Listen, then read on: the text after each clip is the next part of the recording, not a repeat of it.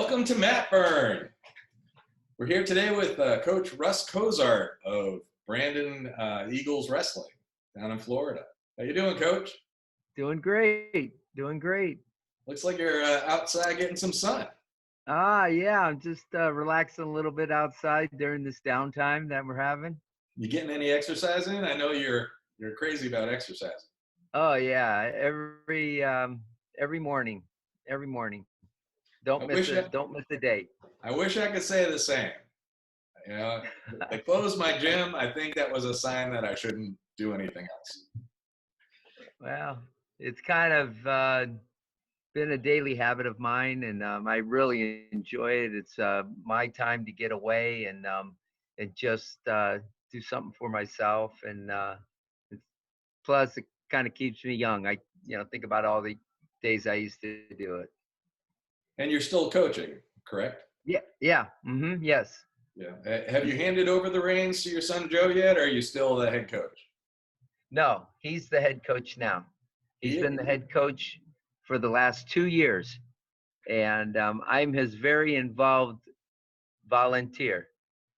That's And good. I don't miss a day of practice. I'm still involved with it. It's really great working with him.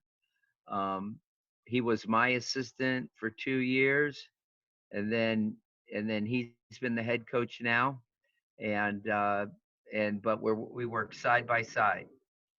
Joe's one of my favorite guys of all time because as you know, but no one else knows, I used to bring Manny down to Brandon every summer to train with Joe, and Joe would take him to the next level within 2 or 3 weeks every year, and I couldn't be more grateful. And he's such a humble and just a nice guy overall. You know, he makes a great coach. He really knew how to reach Manny, where a lot of people have trouble with that. Yeah, he's both my boys have been really great. Rocky They're runs the good. club, right? Right. He works with kids.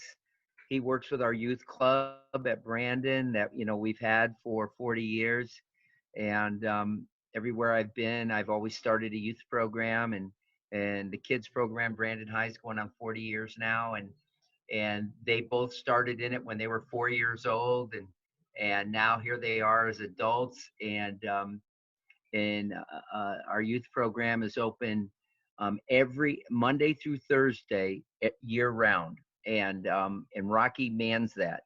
Um, he works all those days, and he works with the elementary, junior high, and high school kids. Joe, teaching at school. He works with the team at the high school, and mostly works with the high school guys. Now, Joe was a two-time national champion in college, right? Yes. And Yes. Rocky, how many times did he win Fargo? He won. He won Fargo 3 times, and then he was a Fila cadet national champ in and I think that was probably 2005 or maybe four. But yeah, he's been a national champ 5 times in freestyle and Greco and All American and freestyle folk style. And these all both of them can teach all three styles: freestyle, folk style, Greco, to all these little youth guys and to our high school guys, and they enjoy doing it. They have a lot of fun. Now, for the people who don't know you, and in my opinion, you are the best high school coach of all time. And the numbers would back that up. And now, so I'm going to share some of the numbers. Your school has the record for winning 459 dual matches without a loss, which means they never lost in 34 years. It's the longest streak in any sport in the United States, correct? Correct. Yeah. And Kelly Ripa and her husband, Mark Consuelo, is that his name? Yes. They did a documentary for ESPN on your team. And they just so happened to do it in the year that the streak ended, when both your sons were on the team. No, just Joe. Oh, just Joe was on the team. Right. Okay, He was a sophomore. a sophomore. And how did he handle that? Oh, the whole all the kids on the team were devastated. Uh, they um, uh, they were a good team. We were very young at that time, and we held a tournament called Beat the Streak, a dual meet tournament, and we would any 16 teams that wanted to come, 15 wanted to come, they could come, and they'd only come if they had their best team, and they thought they would have a shot at beating us. But it was a great tournament, and in 2008 we got beat by one match, and the guys on the team were devastated. It came down And to the last match, right? yeah, it came down. Well, it didn't come down to the last match because they had a lead going into the last couple matches, and we couldn't get back in, and it just came down to one match, and it didn't come down to the last match because we got a pin in the last match and ended up losing by 3 or 4 points. And so it was I had been the coach at Brandon for 28 years up until that point, and so I had the streak for 28 years. So I had never lost a dual meet while I was at Brandon for 28 years, and so every year it was a different, go undefeated, win the state championship. And I kind of prepared myself for that night, and I knew any year we could have lost, but we'd always pull it out. Well, this time we didn't pull it out, but we lost to a really good team. But those guys, the kids on our team, were devastated. They were just young teenagers, and they did not want to be the Brandon team that lost. I can't imagine the pressure that every team, like about what year did your team started feeling the pressure about we have to keep the streak going? Well, every team, I mean, From the beginning that you were there? Well, when I got to Brandon, and I took over for Jim Graves, the streak was 74, and 74 straight wins. Yeah, it was 1980, the fall of 1980. I took over in Brandon for Jim Graves, and he had gone undefeated for 7 seasons. So the pressure was on you first. Yeah. So I get the job. They hire me, Orland Bryan and John Owens, the athletic director. And I can remember in the interview, they go, "Okay, the coach, we're going to take you. You're going to be our coach. We're with you, win or tie." And so it was kind of a joke where the streak would still go as long as we didn't lose. So they were with it, and we had a good laugh. But it started right off the bat from the first team I had. The streak was 74. They'd been undefeated for 7 years. They had won one team state championship, and they had let me see, I think they had 2 state champions, and they had 2 state champs, and one was a 2-timer. So being undefeated for 7 years, they only had 2 state champs? Yeah. That's amazing. Yeah, they wrestling was a little bit different in those years, in the 70s and late 70s in Florida. Now, you have so many records. We couldn't possibly list them all in the next hour or so.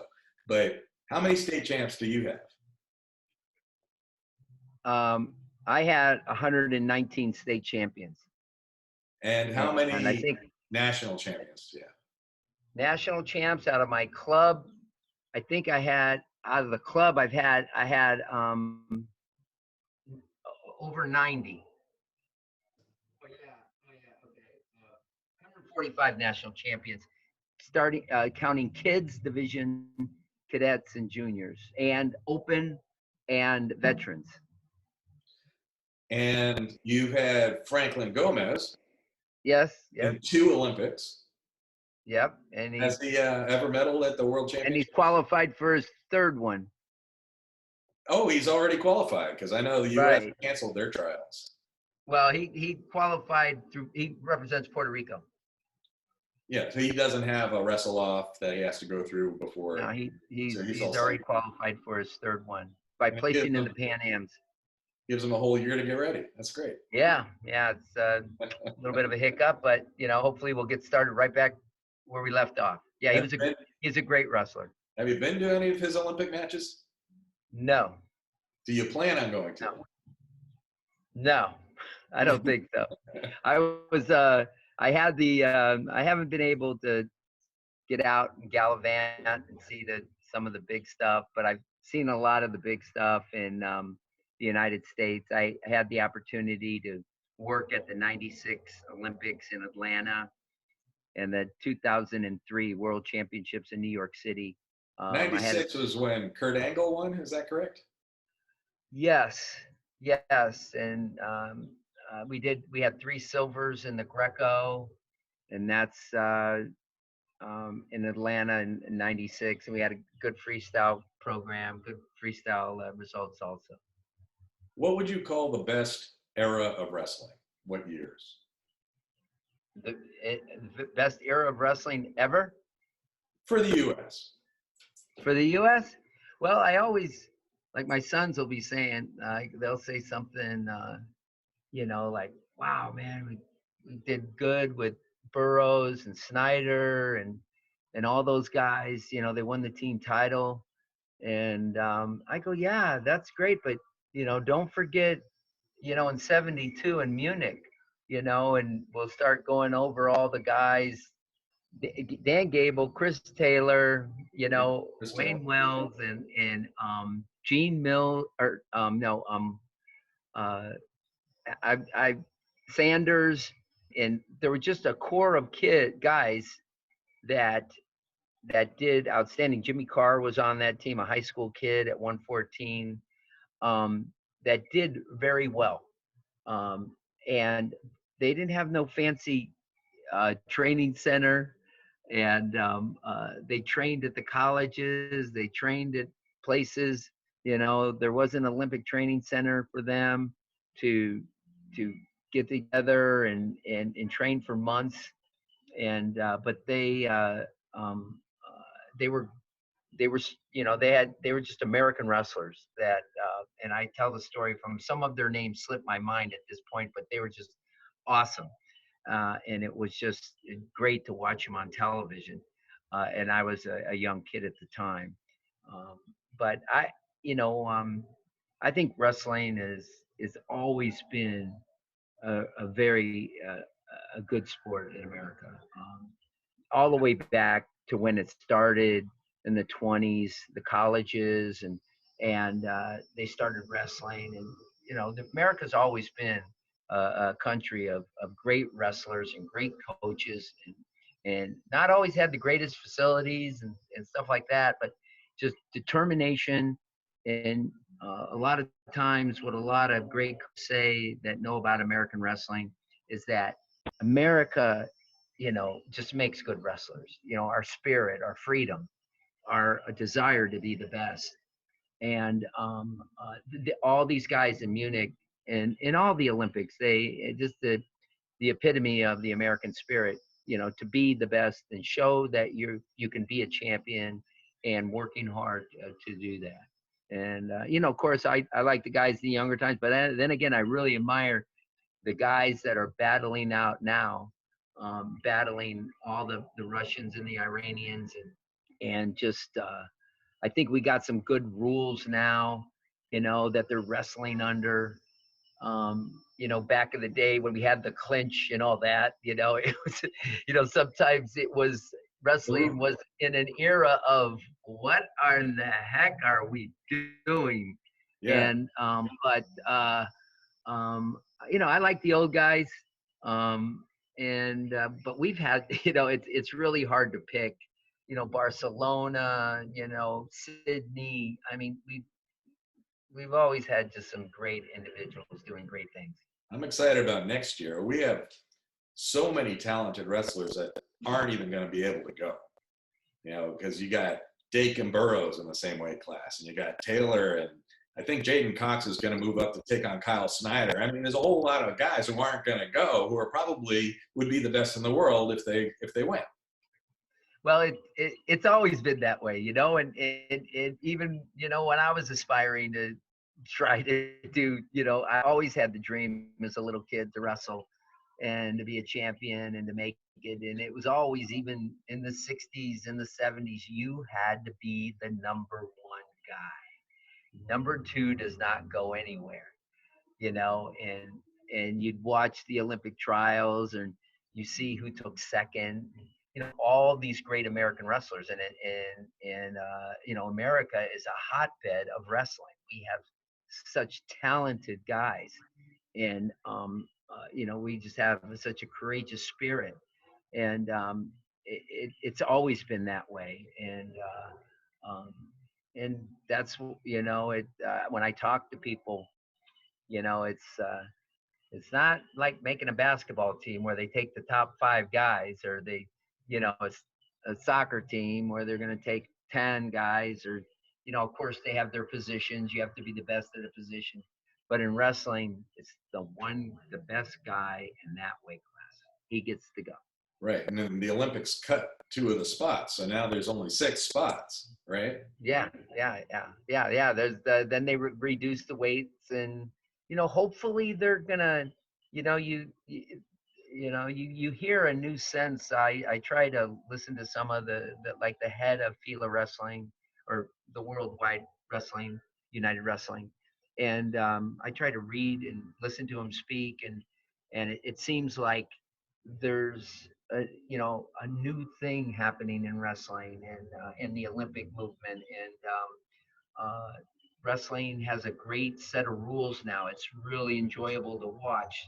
They're tinkering with some things, and but, you know, you just got the feeling they may add a weight or two, you know, and it just I think it's smart. What wrestling's doing is using extended weight classes for the world championship, and then going into the Olympic format every 4 years.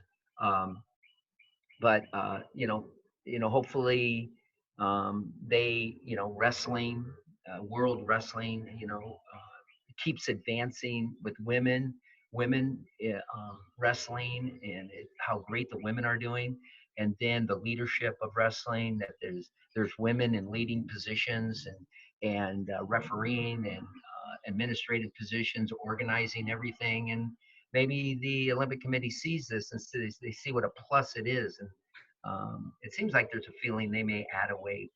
You can always hope. A couple of years ago, when Olympics, the wrestling was on the chopping block, I believe the deal they came to was to take 2 weights away from the men, but give 2 weights to the women, so they had an equal amount. So, you know, as women's wrestling grows, that's how men's wrestling grows, and across colleges, across the Olympics. And I heard from Michelle Popke, who I interviewed a little earlier today, that you had a female on your team who was actually the captain of your team this year. Oh yes, I my feelings towards girls wrestling is changed. You know, I forget what year it was. I think it was in 2012. I was the assistant coach on the World Cadet team that went to Baku, and I had that honor to go. And we were paired up with the girls World Cadet Championships also.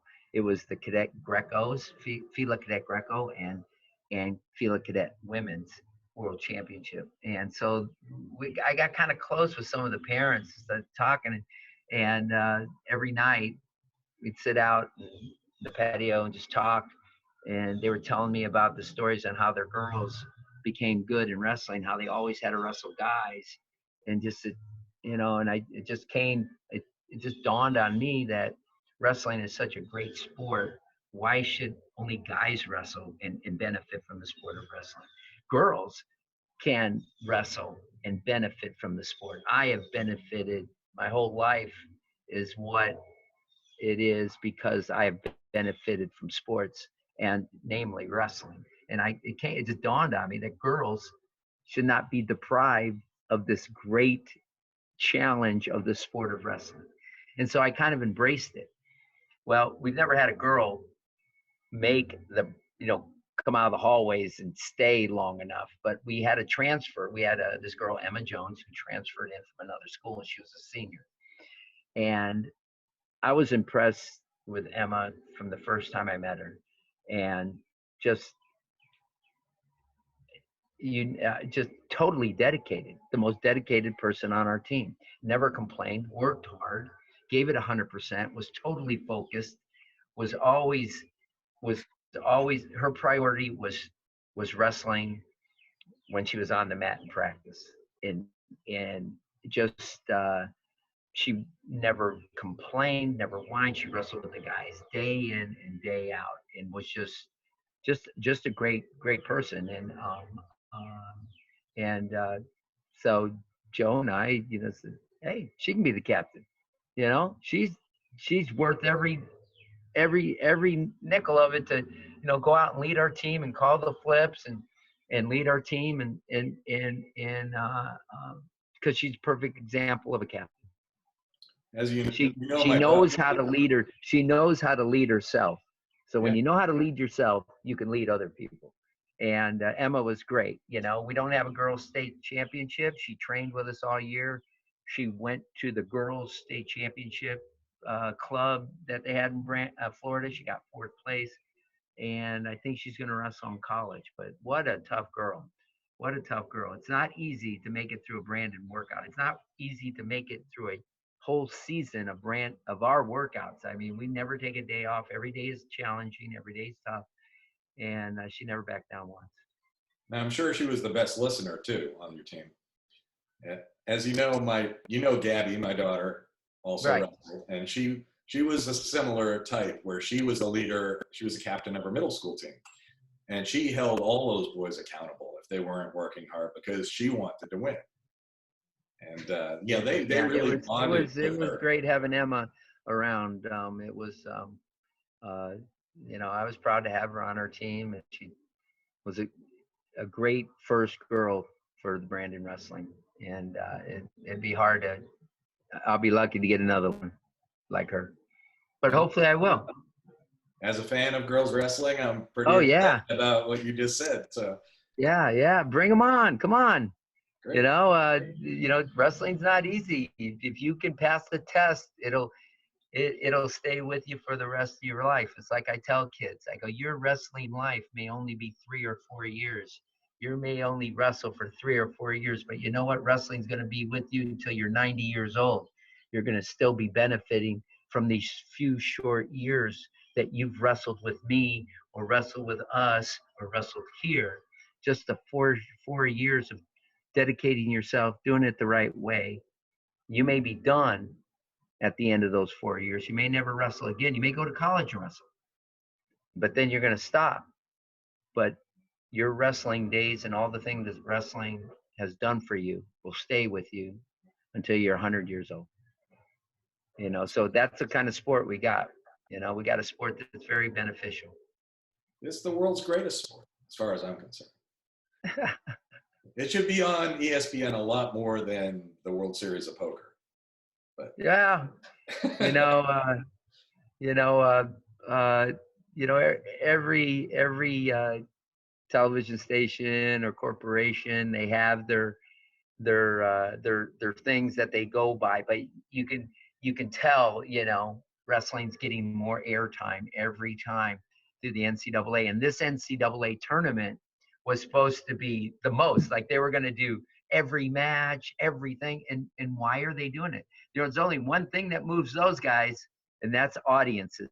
In wrestling is just it's just appealing to the people more and more and more and it's a combination of a lot of things in our culture. one of the hosts of our show, Brandon Womack, wrestled for Cornell, and it was his last year, and he qualified for nationals, and he's already a one-time All-American, and he's not going to get his last chance. And I'm sure you know a whole bunch of people in that boat. So how do you fall on the extra year of eligibility argument?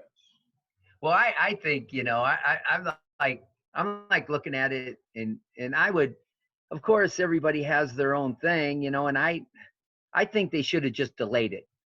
I mean, what's wrong in having the NCAA championships in the middle of July? I mean, and you could have March Madness and call it July Madness. I mean, why not? I think, I think they should have maybe taken a bigger look at it. I know there's some things that it might not fit into that plan, but you could say, hey, we let's try and have it in the middle of July. Let's have the NCAA wrestling championships in the middle of July. Let's have the basketball NCAA championships. And let's let's just do it, and I'm for trying to do that. I think it would still be very, very popular. On the other hand, I think they should have given them another year uh, of eligibility, maybe limited matches, maybe they could only wrestle in 50% of the duels, and but they could wrestle in the conference tournament if they qualify, and they could wrestle in the NCAA and the next year's NCAA championship. I think um, they could have given them the choice, and then that, I think, would have been a more positive way of doing it, rather than say, "Oh, sorry, you're all out. That's it." You Yeah, know. I would have liked to have seen at least the qualifiers get the extra year. Yeah, Not just I all they teams, could. but Yeah, yeah. I uh, I thought they could have maybe tried to have it in July, and maybe make that, or let those guys come back if they want, give them a shot at it again. I I'd mean, like to see. we got all kinds of people taking a sixth year and red shirting. I Yeah, mean, there's kids of all ages in that tournament. I'd like to see someone like Flow or Track or USA put together their own tournament in July with all these guys. Well, I think there's a little talk of that already going on. I've heard some. Um, they're kind of waiting, and I think there's some people that are going to try and do that. I've heard that. That'd be great. I mean, even if they had to take like the top 8 seeds and do it that way. Yeah. Well, with the Olympics being canceled, it leaves a whole window open, because there's no trials, no qualifying for freestyle and Greco. So you still have this open window of folk style still there. So they're, maybe it'll happen. If the NCAA doesn't do something. Now, one thing people know about the streak, and they know about your high school coaching ability, but a lot of people don't realize that you're a 7-time veteran world champion, and I believe the other 3 times you came in second. Correct? Right. Yeah. Yeah. Right. Can Yeah. you It's talk about that a little bit, because I think that's fascinating. Yeah. The whole veterans thing was uh, a little bit. I got out of college, got out of the University of Alabama, and Roll I got Tide. my degree. I got my degree in teaching, and I still was hungry to wrestle, and I was coaching, and I was always on the mat, so I was wrestling around, and then I tried out in 1980. I won the Southeast. I had moved to Florida by that time, and I won the Southeast 1980 Olympic regional trial here in Florida, and so I qualified and went up there and got beat up by some really great guys, Jim Humphreys, and that was the team that didn't go. The 1980 team didn't go because we didn't go to the Olympics. So I came back home and started coaching and stuff, and I wasn't going to wrestle anymore. And then they had this thing in Florida called the Club Wrestling Championships, and I always had a club. We always wrestle year round, and in Florida they had these club championships in all ages. And so I'd always tell my little kids, I go, okay, I'm going to wrestle in the club championships, because it was all age divisions, little kids to the bigger guys, older guys. And so I started wrestling those like every year. And and then the AA, and then I started training a little bit more, started rolling around a little bit more. And then I noticed that the AAU was having 30 years and older, 35 and year older. And so I brought my little guys to that, and I wrestled, and I won it over 35. And I was starting to feel better, and I was starting to train a little bit harder. And then I was going to the AAUs, and the AAUs had a lot of older guys competition that I was wrestling in, and I didn't get beat too much, and I was winning most of my matches. And then in 1992, I got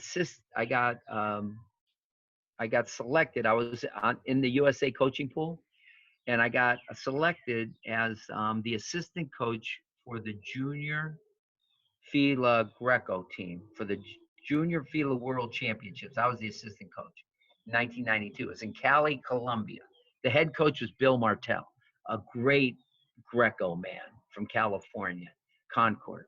Um, what a it was such a pleasure being his assistant. He's a very smart guy, very compassionate.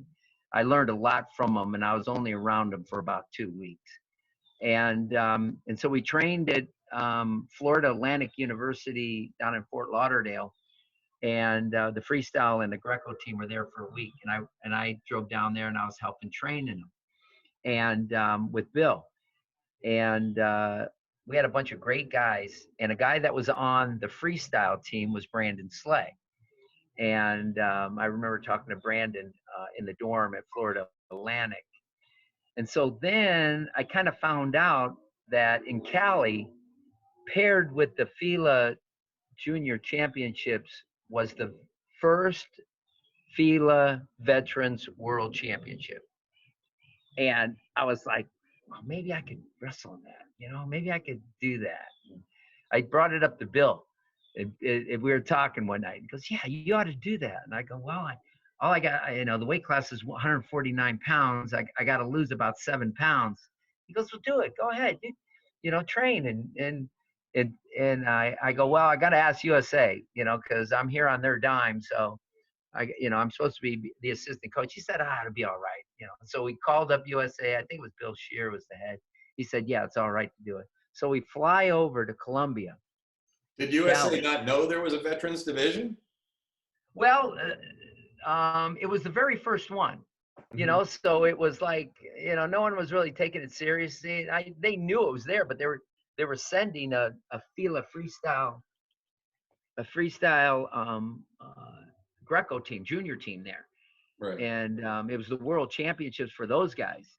And they paired it up with the veterans, and there were some Americans going, but there was no, organized thing from the United States. It was just advertised in, amateur wrestling news and to the periodicals, because I can remember reading it,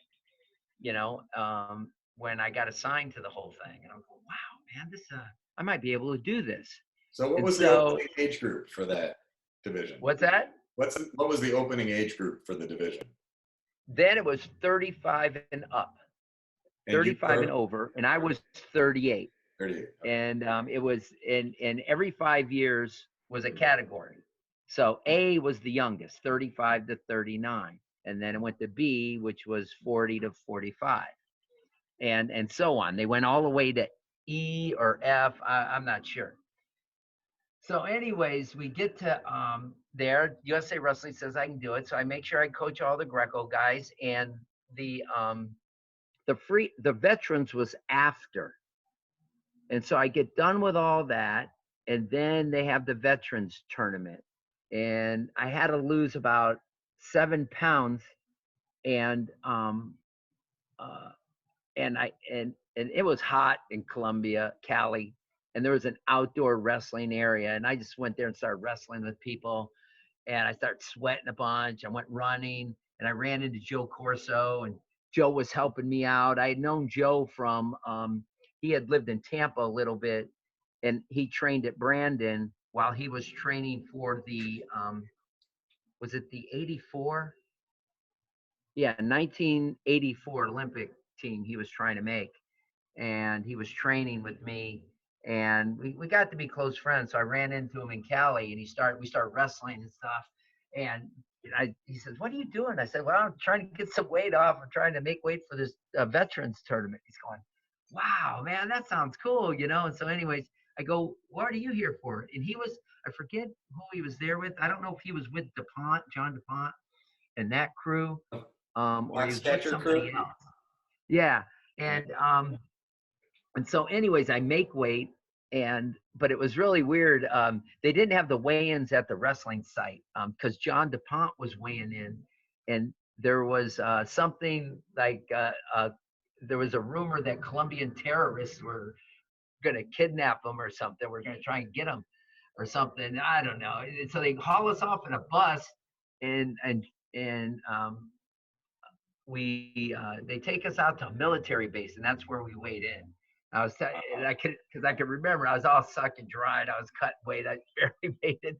I was looking for water and found these bags of water to drink, and I made weight. And anyways, we got back to Cali, and USA Wrestling had us staying in a really nice hotel there in Cali for the kids, and there was some good food. And so, anyways, I went there, and there wasn't a lot of guys in my weight. There's I think four guys in my weight, and uh, and uh, and I won the first one really easy, and then the second one I had this guy from Czechoslovakia who had made a national team or something, and Joe Corso was in my corner, and uh, anyways, back then it was 2 2-minute periods, and then the freestyle rules were if it was still tied, it went to overtime, and it was unlimited overtime until somebody scored. Wow. And so I'm wrestling with this guy. You know, I'm not in really great shape. You know, it goes 2 periods, nobody scores. You know, then if you push the guy out, it was 1 point. And if you got called for a caution, you got put down. But cautions, there was no points in getting called down. You just got put down. The guy got on top, you got back up. You could have unlimited number of cautions. And so I'm wrestling this guy. I'm trying to take him down. He's trying to take me down.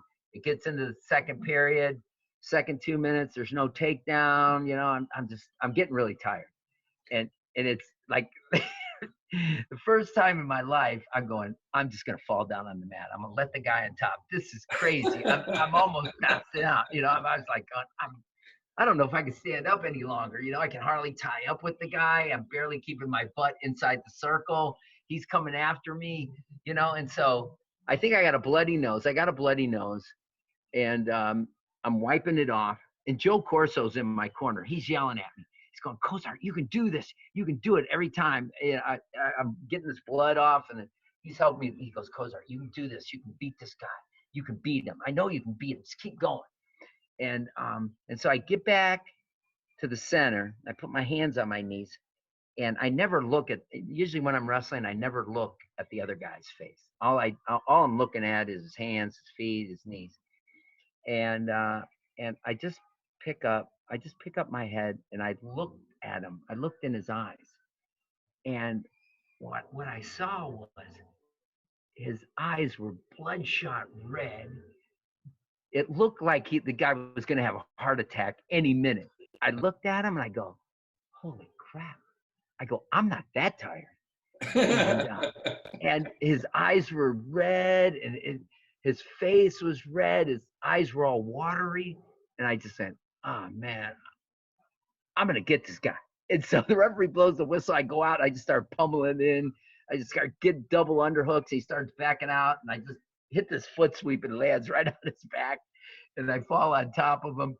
And I look up at the ref, and the ref's in shock. The ref is like going, "That didn't happen." And then finally he gives me the points, and the match is over. But that was my first win. And it wasn't, like I said, it wasn't a big class. I think there's 3 or 4 guys in the way, hardly anybody. And the tournament wasn't very big, but it was a start. And then, you know, next year was in Toronto, and it was paired up with the Senior World Championships up there in '93. And Cali was '92, Toronto was 93. And so when I went home, not only was I the coach of the Brandon Wrestling Club, and Joey was 2 years old, and Rocky was only 6 years old, I just went into full blown training. I was coaching the team, being a teacher, husband, being a father, and I just went into full blown training. And I trained every day, lifting and running and wrestling and just having a good time. It was just really a great time. And I went to Toronto, and there's a couple more guys in the weight. I think there might have been 7 at the weight at that time, but I wrestled the same guy in the finals. Wow. And Jack. the same guy.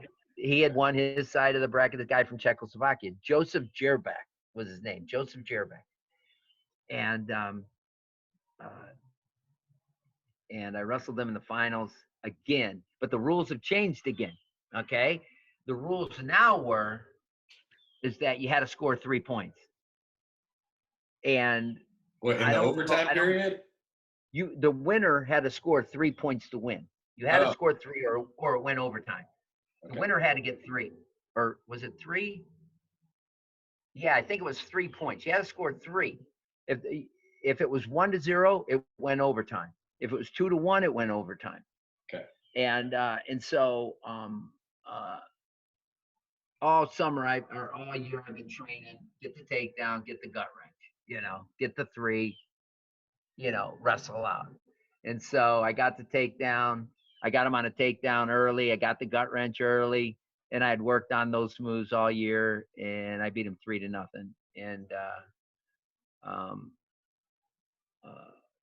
then it was off, man. 94 was in Rome. I took second. The weight classes changed. I went up to 54. 154 is a little bit too big for me. 94 was Rome. 95 was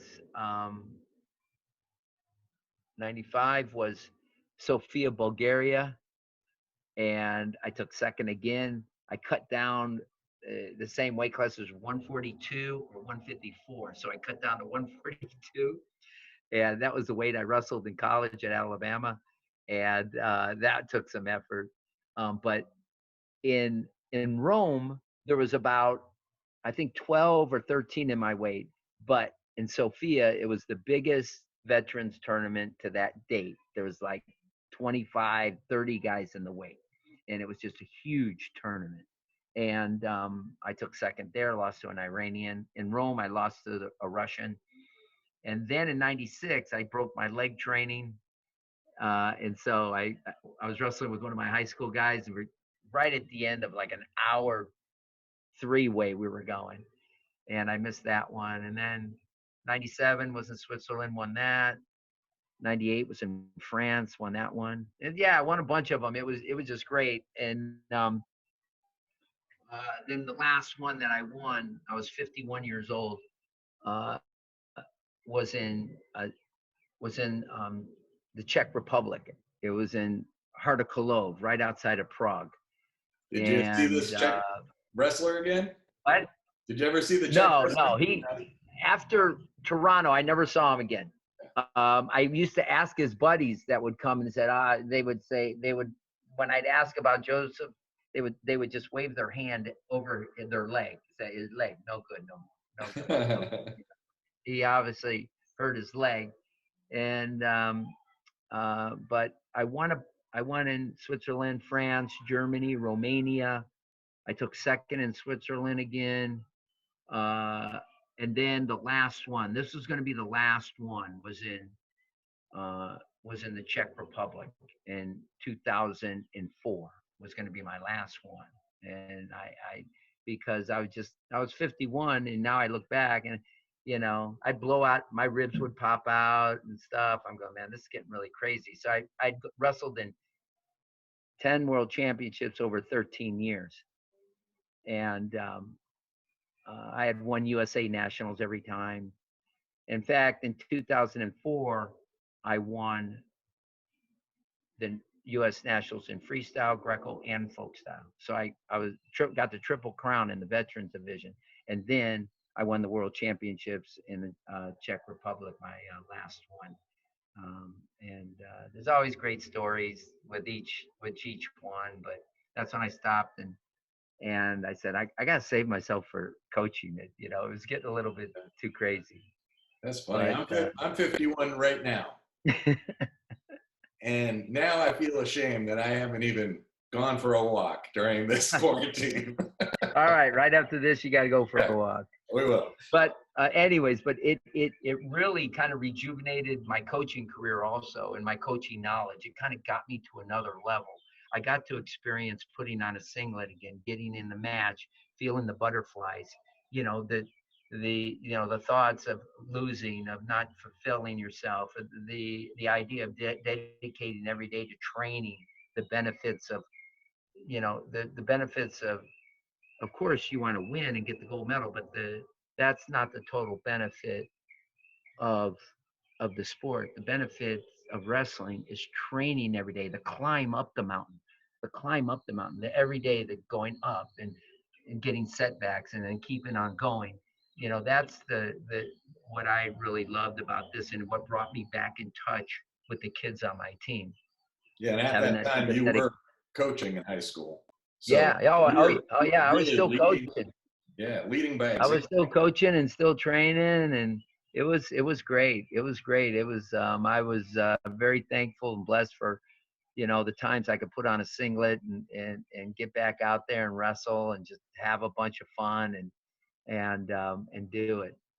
When you were It in was quite an Cali, experience. whose singlet did you use? Oh man, I don't even remember.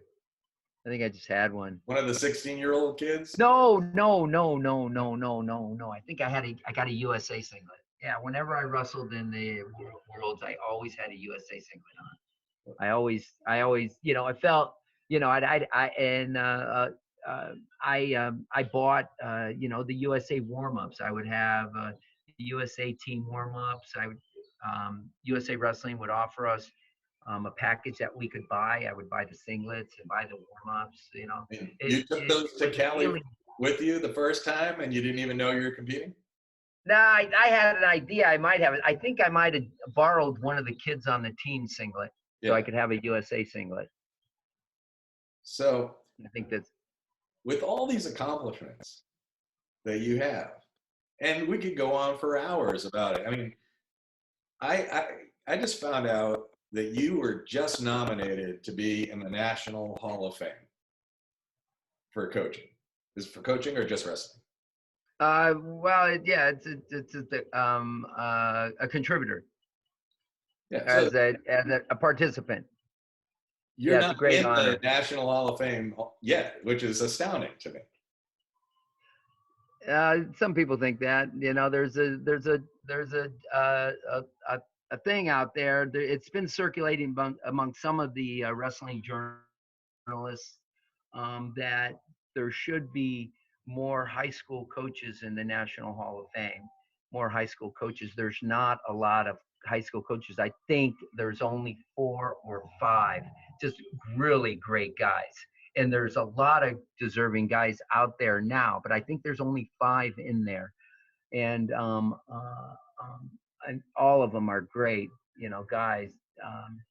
And there's some journalists that are pushing that, there should be more high school coaches in. But I'm very lucky for the nomination. It's just an honor just to be able to place your application. Well, if you don't get in, I will be shocked, and Well, we'll have to start a campaign to get you in there. I think my best honor and my best congratulations is every year when I get to coach a wrestling team and start them off at the beginning of the season and then lead them to the state championship. I mean, uh, it's it's a true pleasure. It's a challenge to get the team chemistry going, to get everybody on board, to deal with their problems, to train them, run them through a boot camp, get them to believe in themselves, teach them good technique, and then teach them a sound strategy, and then lead them to the end. and just watch kids blossom and grow and right before your eyes. And you know, wrestling's a sport where someone has to win, someone has to lose, and uh, um, but it's just great to watch these kids just start fulfilling their potential right in front of your eyes. I've never met anyone who loved wrestling as much as you do, and I know that how you donate your time. You've come to Alabama several times, and I know you don't make any money doing it, but you come out just because you love it, and you do clinics for us, and you'll probably do it for another 20 years, I would imagine, right? I hope I can. That's just like one thing that I've my kids club, kids wrestling is very, very important to me, and I still teach the beginners in the Brandon Wrestling Clubs. The kids, right, 5, 6, 7 year olds, 11, 12, 13 year olds that have never wrestled before. If they come walking in the gym, they're mine, and I teach them. And when they pass my test, then they get to move to the advanced class with Rocky and Joe. And uh, and now we've got it set up to where um, nobody has to pay anything. Um, all the lessons are free for the Wow. 9 months of school. For the 9 months of school, a kid in our community can walk in our gym. He doesn't have to pay any money, and he can learn how to wrestle for 9 months out of the year. During the summer, we have summer camps, and of course, we charge a little bit for that. But we now run a full-blown community program, kind of like the one I grew up in. I never had to pay any money for anybody to teach me how to wrestle. Is it like a It beat was in the always some streets gym kind of? instructor.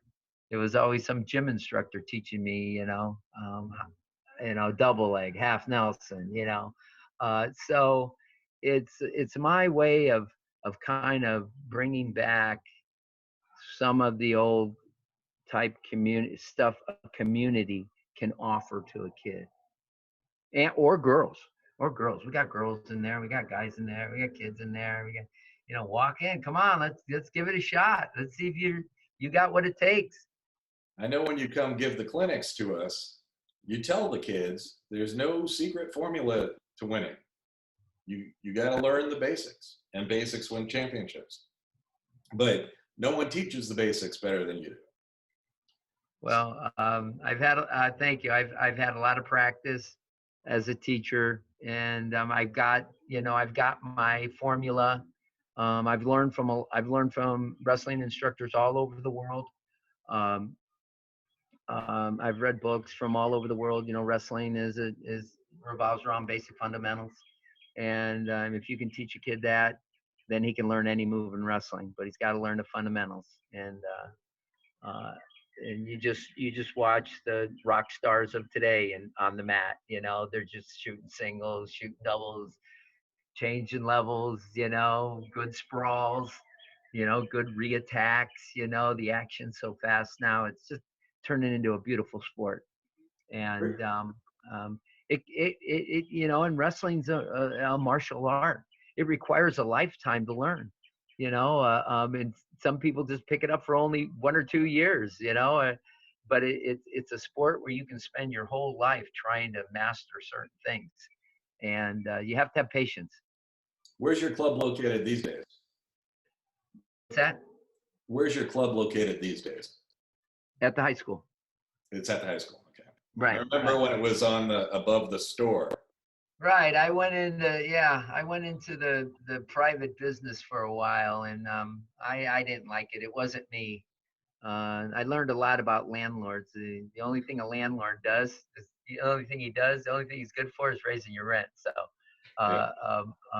I didn't do well in that. I just didn't like it, and so I wanted to get back to the school, and I moved back. I was out of the school for a while. I started in the school, and then I went back to the school, and I've been there 40 years altogether. And I can't believe that they've never built you your own wrestling building there in 40 years. It hasn't surprised me. I know it doesn't surprise you, but it is funny when you go to this legendary program, and basically your room is a curtain that closes off part of the gym. It's like Rocky Balboa, you know. Yeah, It's not what you got. It's what you're made out of. that's You right. And the know. names on the wall are what it's Yeah. all about, right? Right. Right. Right. All you have to do is have a mat and just get out there. Have somebody to open the gym, and have somebody to clean the mats, and have somebody to run a practice. That's all you got to have. And sometimes you can't get in a gym. Sometimes you can't get the mats. Sometimes you can't get somebody to run practices. Sometimes you can't even get into the gym, you know. And so I've spent my life, trying to open doors and get mats out and get them cleaned and get instructors out there. There was a time when I did it all myself. I would run high school practice, and then I would stay and run the kids program, and then I'd go home. And then, for 4 months during the high school practice, I do that. I run the high school team practice. Then I have little kids work out. Then I go home.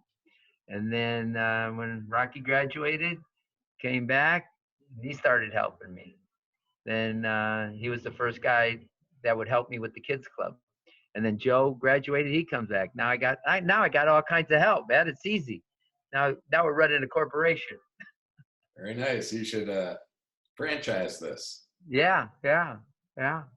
That'd be great. You could be the next Ken Chertow camps across the country. Nah. I can't. I don't want to spread myself too thin. I just want to just come out here on the Brandon, just be at my house, go to Brandon High, and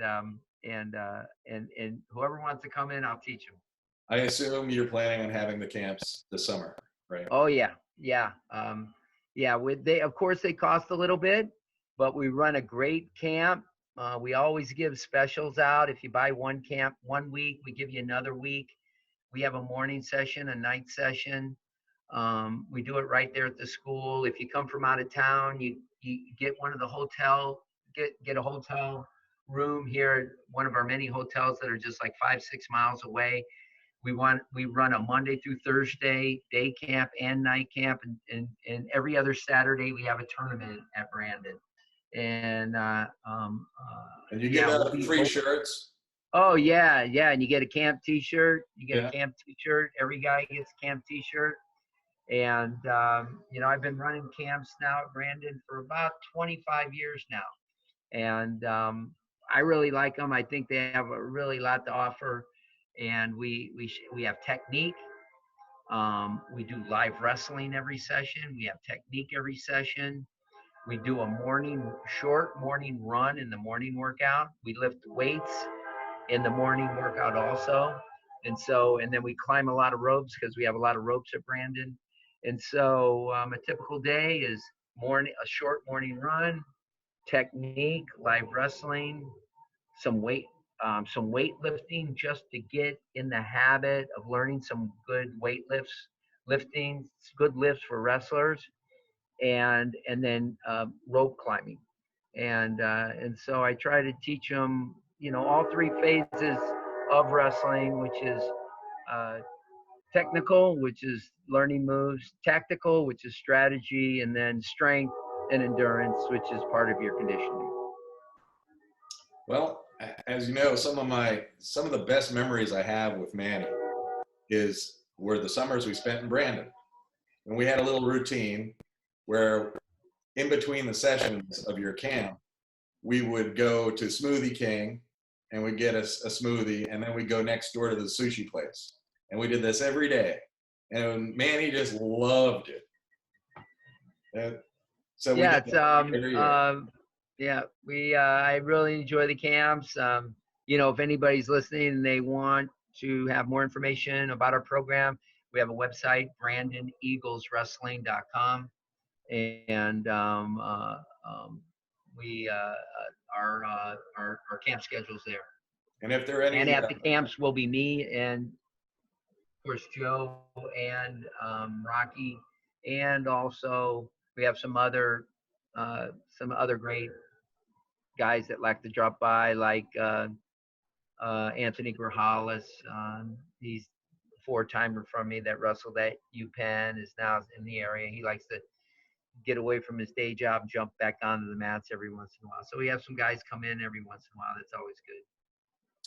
And if any coaches want to find out your secrets, I know you have a video collection of training high school coaching video that you produce. Oh yeah, yeah. I've been fortunate enough to be have a relationship with Championship Videos, and I've got I think four videos out there, and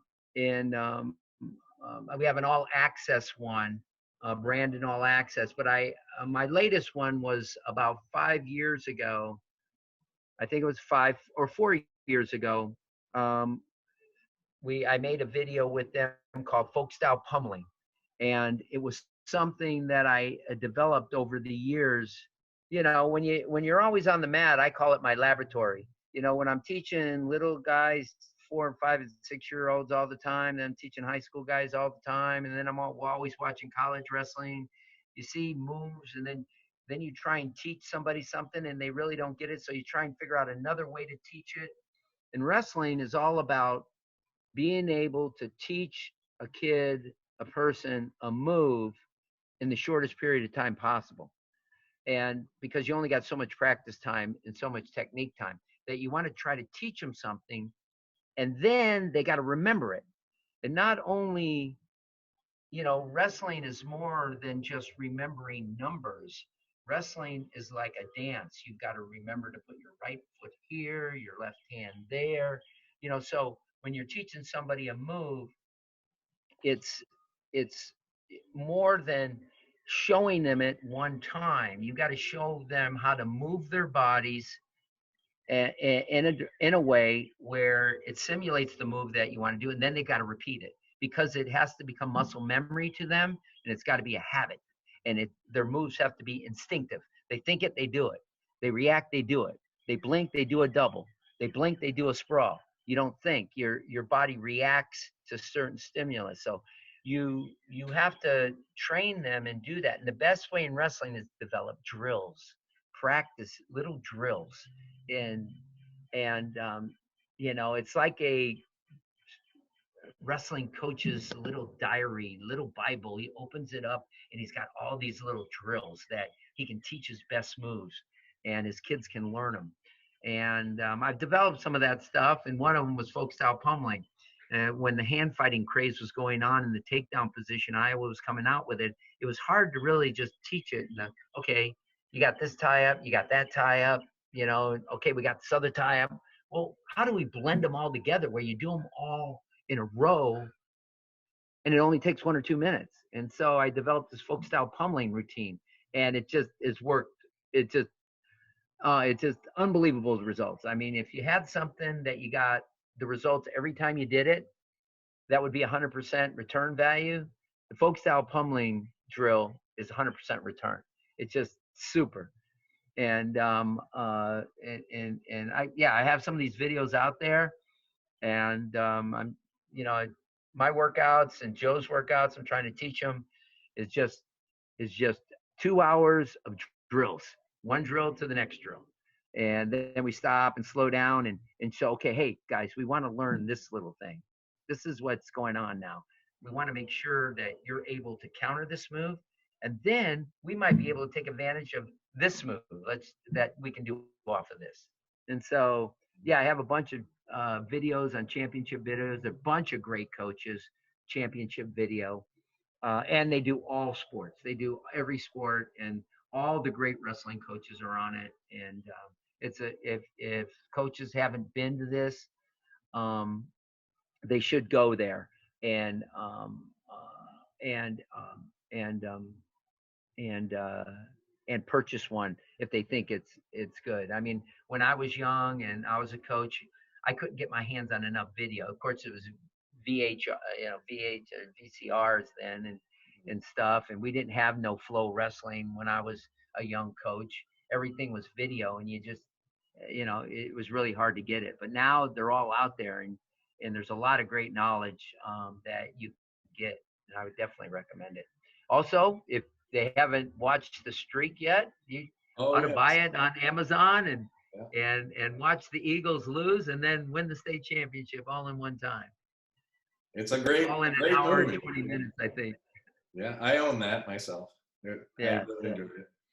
Every time I watch it, I hope it ends up a different way, but it doesn't. It's the same way. Well, keep trying. Yeah, yeah. Oh, here's an interesting thing. On Thursday, I'm interviewing Shoot from Vision Quest. Awesome. That's going to be a big thrill for me.